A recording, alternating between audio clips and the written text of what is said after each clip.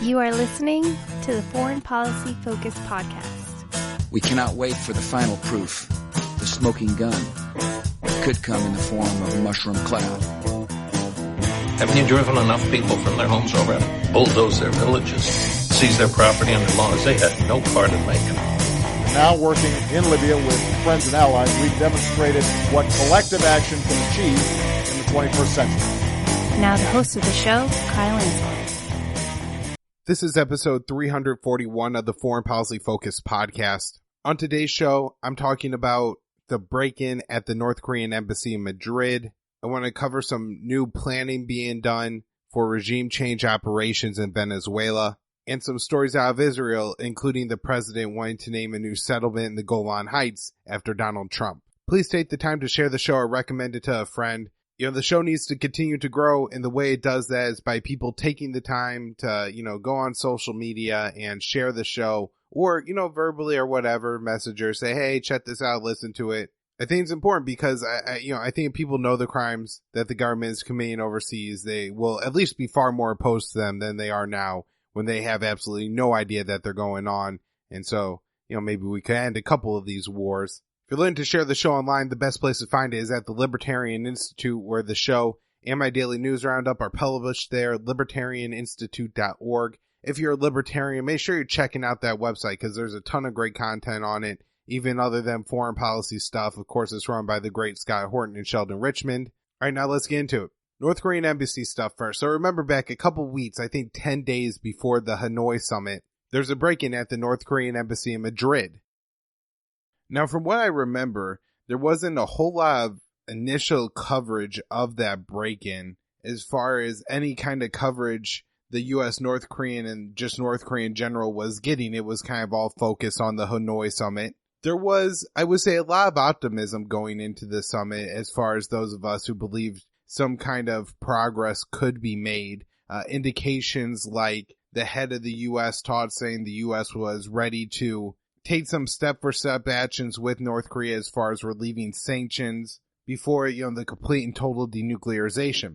And then, of course, we actually get to the summit, and my interpretation of events at this point is that under the influence of John Bolton and Mike Pompeo, Trump shifted course, and rather than looking for some kind of step-for-step deal with North Korea where they start to denuclearize, maybe shut down a nuclear reactor or give up some nuclear weapons. In exchange, the U.S. would start to lift some sanctions against North Korea, but instead offered a deal where North Korea gives up all their missile, nuclear, enrichment, chemical, biological weapons programs and severely limit their civilian nuclear program.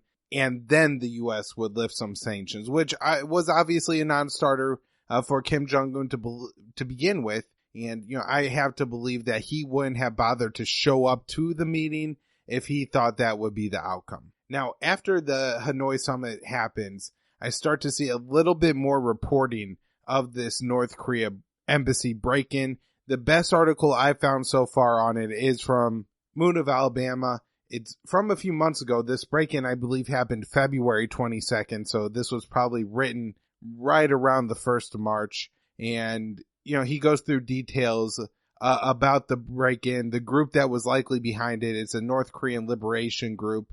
The group has some, pretty foggy as far as, what public details are available about the group. I think the leader or the co-founder was a U.S. Mexican citizen living in the U.S. as a resident. Several of the members were either defectors or I believe, children or descendants of defectors from North Korea, some South Koreans, and Moon of Alabama. So for those of you who know B over there, he does really good work and I have a lot of confidence in what he does. But, he presented some evidence that suggests that this group would have ties to the U.S. government based on the structure and layout of their logos and websites and their organization. The details of the actual attack that are known, as of my knowledge so far, is that this group breaks in with armed weapons. They isolate a member of the North Korean embassy here. I believe it was the, kind of head, the diplomat.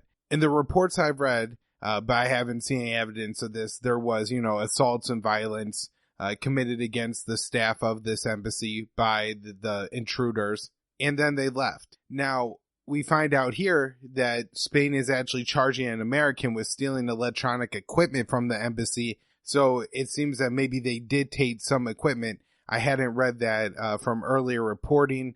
It's also worth noting that this embassy was the previous post of the man Kim Jong-un appointed to head the North Korean talks with the U.S., so there's always the possibility that the intelligence could have really been to try to get on him, the head of the talks, rather than any kind of physical evidence or anything like that. So I really don't hear much about this story. There's very little reporting in the mainstream media about it. Even the alternative media, there's some reporting, and my guess is that's because this is an extremely difficult story to report on. North Korea is a very isolated country. I'm guessing there's less connections between U.S. journalists and people in that country than in most other countries. With the totalitarian rule of Kim Jong-un, I'm guessing that if somebody wanted to leak against him, they're probably pretty unlikely to do so because it won't go well for him. And I've heard a lot of stories in North Korea where punishments for crimes are sometimes inflicted on the families. Now, I'm always skeptical of those kind of stories just because I know people try so hard to demonize Kim Jong-un, but I've heard that one a lot. And so I give, some credence to it. And, this was certainly things that happened in other communist-ruled countries. Now, I do think, though, that this case against especially a former American Marine, which means he should be entitled to a defense if he's looking, to avoid these charges. I would guess his status as a Marine would entitle him to at least that. Unlike Julian Assange, who doesn't get to see his lawyers for like 11 days in the UK, prison system, which is absolutely ridiculous. So maybe some details here will come out, and I think there's quite a bit more to this story. We did have some other interesting developments with North Korea today, and that is Kim Jong-un met, I believe for the first time, with Vladimir Putin in Russia.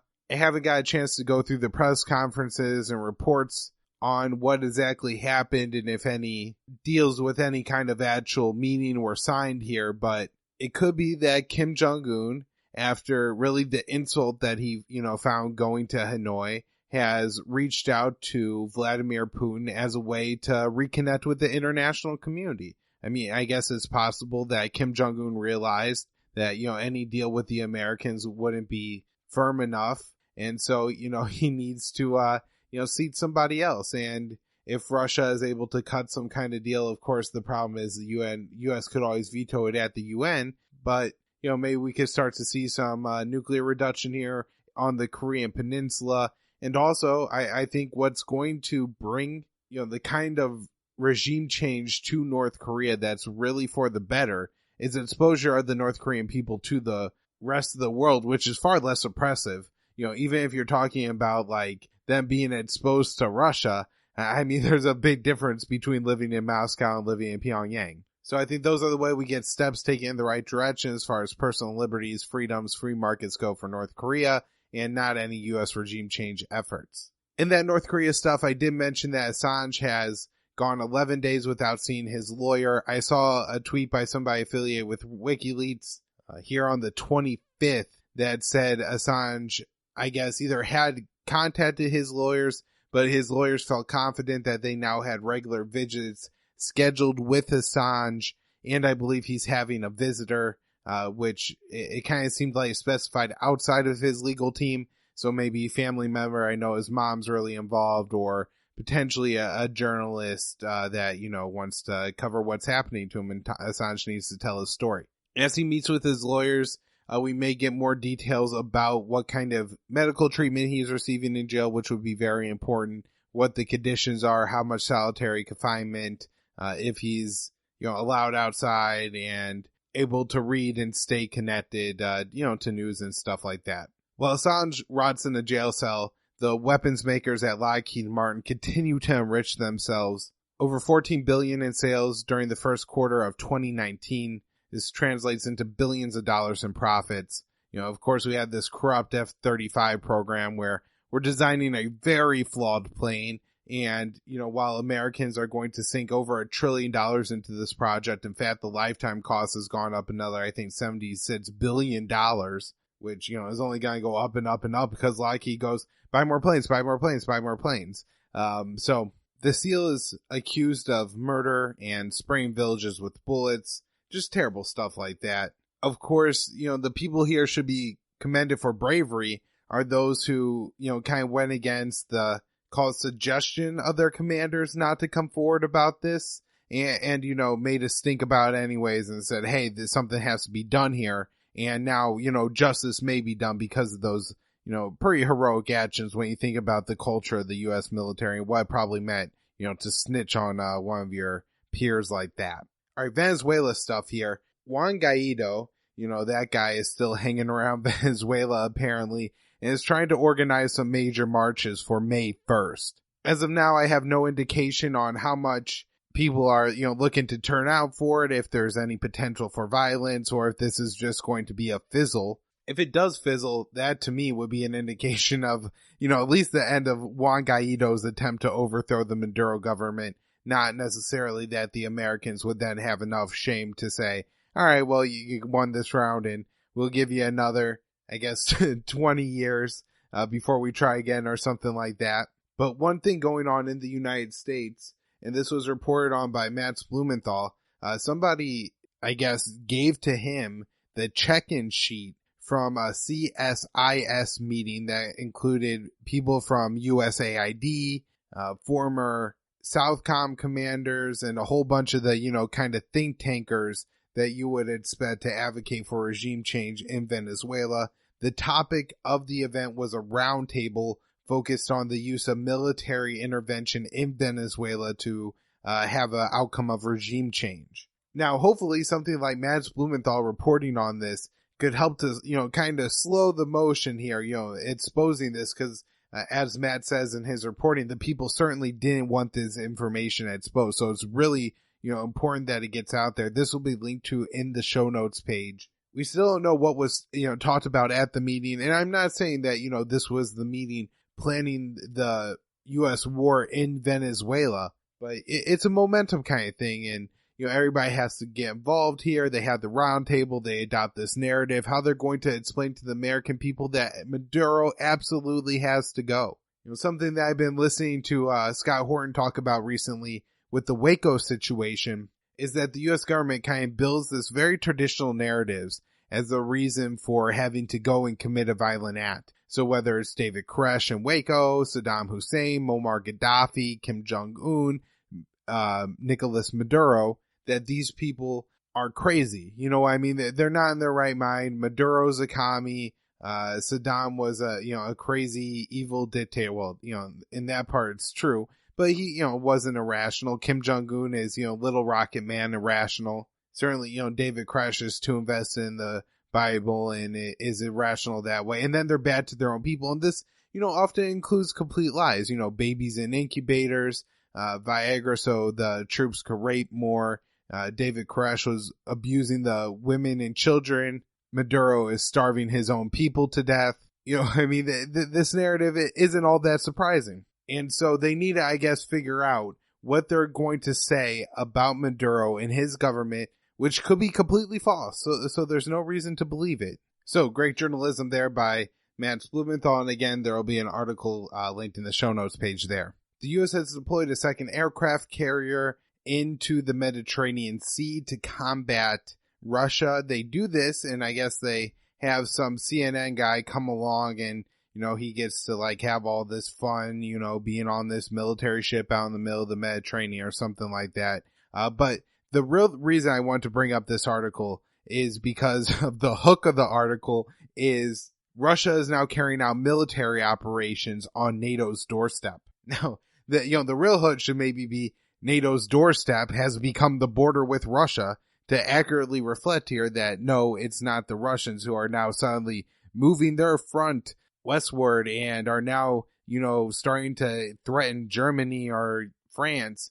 No, it's the fact that NATO is actually now on the doorstep of Russia, and Russia carries out military operations, within their borders. There's some covert stuff going on in eastern Ukraine and within Belarus. And so, this is, the quote unquote military operations on NATO's doorstep. It's absolutely absurd. to make this claim. And it shows the, smallest amount of journalistic integrity. This is the reason that people call CNN fake news. And unfortunately, that kind of idea got so tied up within the Trump moment. I think it got, kind of forgotten by a lot of people that, no, CNN still lies about war stuff just like they did with Iraq.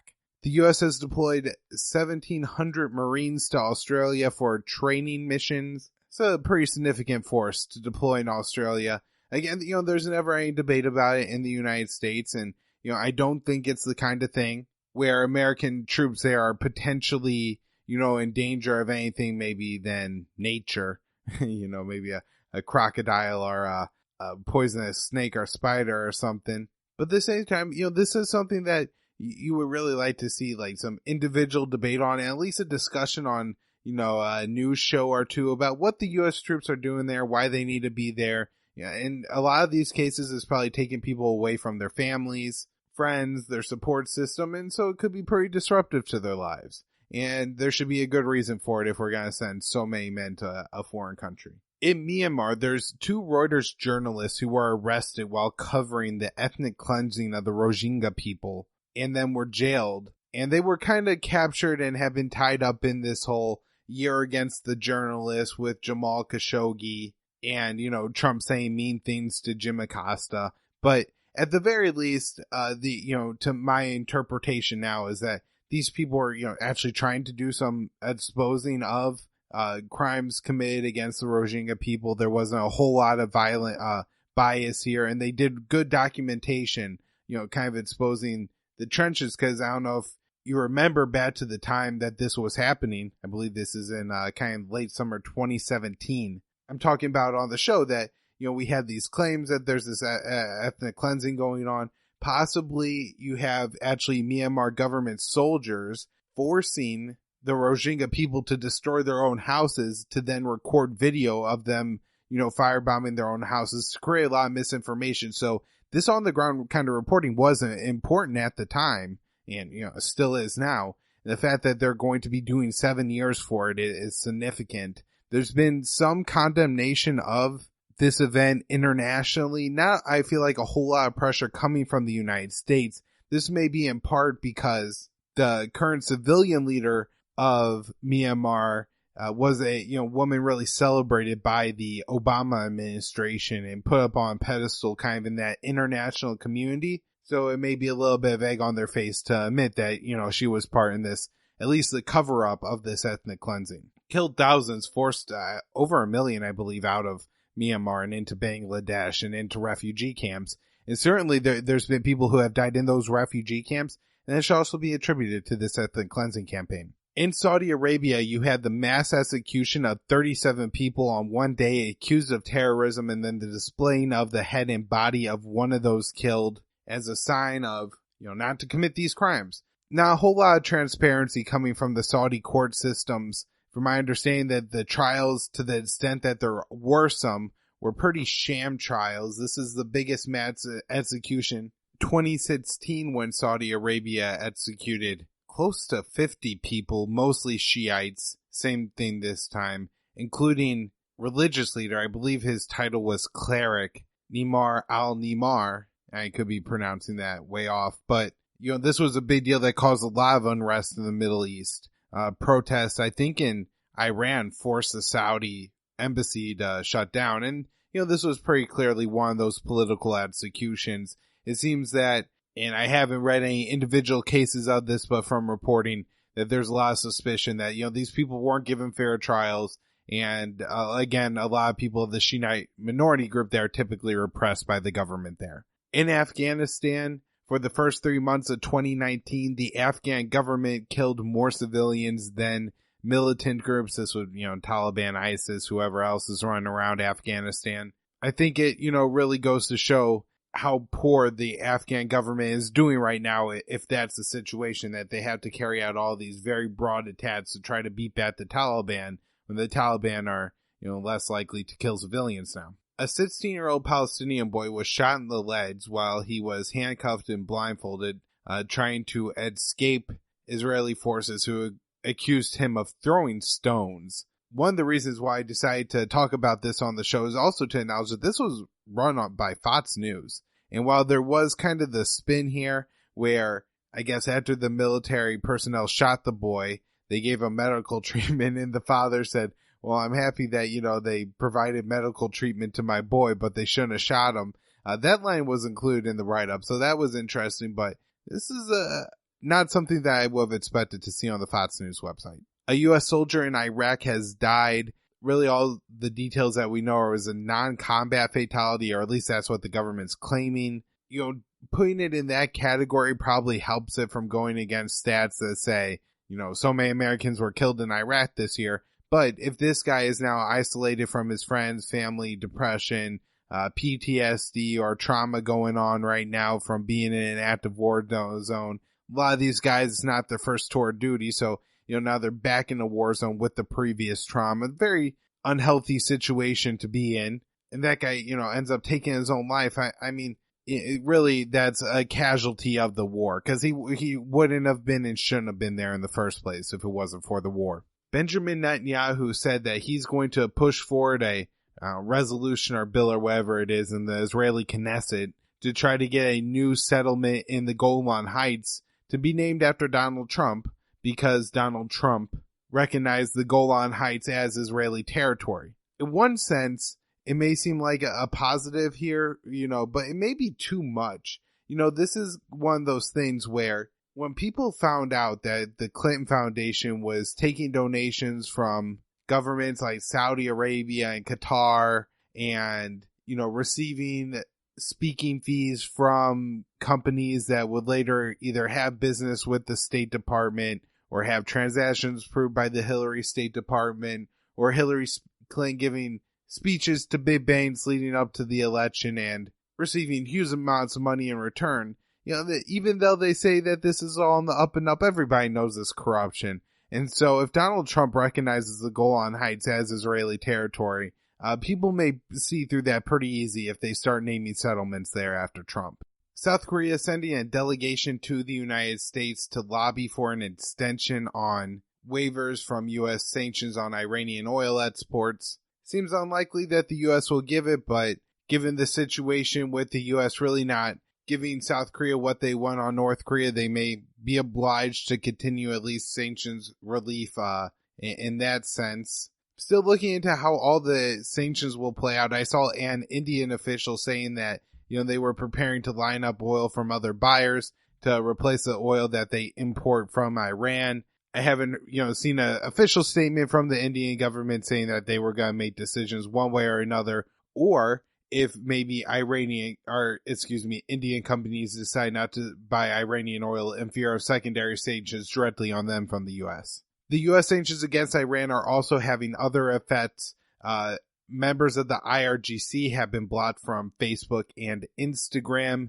Google platforms, YouTube, and Gmail have blocked access to Iranian state media, Press TV. I don't like these kind of measures. I think it's important for people to be able to connect, and even if the IRGC are not what I would call good guys, for at least, their leadership to be able to say, these are the positions we're taking. This is why we're doing it. That's important for everybody to understand. Even if you don't agree with that ideology, even if you think the actions they're taking are bad and they're telling lies, understanding, somebody's point of view is always important, to even getting them to stop doing something terrible. Our last couple stories for the week here. One in Libya, it seems that Haftar's forces have been pushed out of the capital city, and it's unclear if Haftar is going to try to push the assault again, or if we'll look to take other territory. Jason Ditz points out in an episode of the Scott Horton Show, which honestly has the best breakdown I've heard of this assault on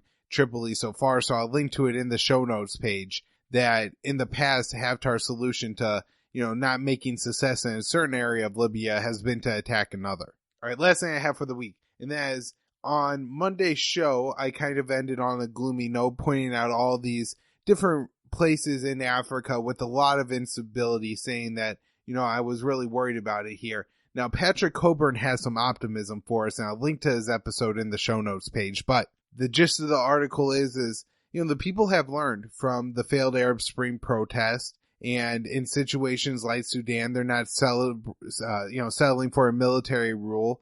They're continuing to, take to the streets and protest and popular movements. In fact, I saw that in Sudan, the ruling military council agreed to form a joint committee with protest leadership. I'm not, maybe this is corruption. Maybe they're not going to listen. It's just leading them on. But, maybe this is a way for the civilians to really take hold of some of their own destiny in some of these countries. And that kind of thing would be really important because these people have all been oppressed for far too long. And so rather than, just looking at instability in Algeria and Mali and Sudan as opportunities for, jihadist groups to take over, maybe there's really here an opportunity for the people to take over and to start to liberate themselves. So, that's all on the show notes page. I hope you like the shows for the week. I'm looking forward to having Will Porter on more often to talk about his articles. Just saw he had like 5 posted up today already on RT. So he's doing amazing work over there. So make sure you're checking that out. And then also going to the libertarianinstitute.org to find my work, and then my website, immersionnews.com. Thanks, everyone.